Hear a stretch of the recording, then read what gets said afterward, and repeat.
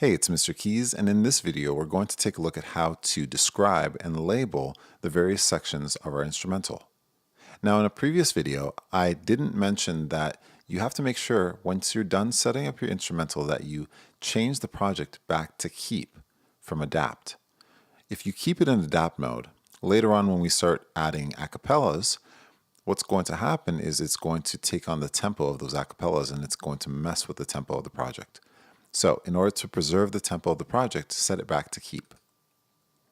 Now, there are two ways that we can go about labeling our instrumental. We can either chop it up. So for example, I'll go here. I know that the intro for the song ends after bar 4. Okay, so that's the verse right there. So I can click on this and press Command T. And then to rename the section, it would be Shift N, and I'd call it intro. So that's one way that we can do it, okay, by chopping it up and just renaming these sections. But we're going to take a look at another way. So if we right click up here, there's something called a marker.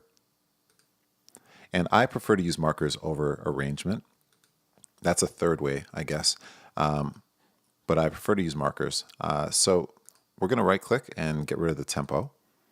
And what markers allow us to do is wherever the playhead is, it's going to create this marker, and we can double click and call it intro. And now I know the verse starts right here, so I'll press the plus button and it will split that marker. And here's the verse. And usually sections are 4 bars, 2 bars, 8 bars, 16 bars long. So our verse is probably 8 bars, so we'll count 8 bars. 1, 2, 3, 4, 5, 6, 7, 8. Now let's just go here and check to see. Okay, that sounds like the start of a new section. So that's the end of our verse. And here, this is a section of the song called the pre-chorus. It's something that's not the verse and it's also not the chorus. It might be 4 bars, it might be 8 bars, not sure.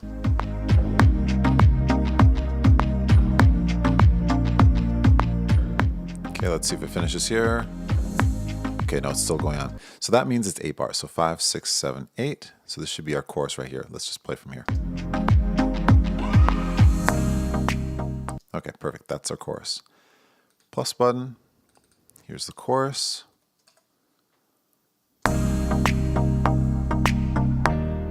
Okay, choruses are always 8 bars. So 1, 2, 3, 4, 5, 6, 7, 8. And here is going to be the more energetic part. Take a listen. Now in the original song, I don't think there's any singing going on here. Or at least it's not as wordy as the chorus section. So we call this section the tag. All right. This is probably 8 bars. 1, 2, 3, 4, 5, 6, 7, 8. We'll start from right here.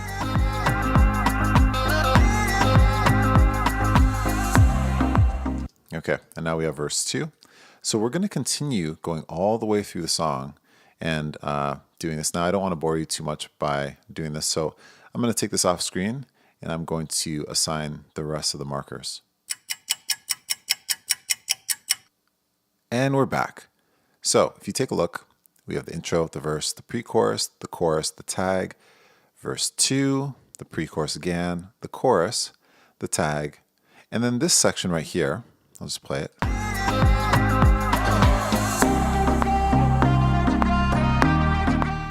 So I'm pretty sure that this part is the chorus. It sounds like the chorus, but not sure, so I just put a question mark right there. And then following the chorus, we have the outro, and this is just a section where there's not really any singing. It's pretty much the end of the song.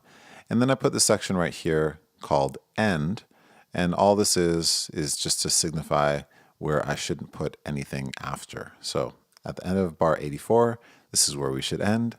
And that's that. So hopefully this helps. And definitely these descriptors are going to help a lot as we plan our mashup later on.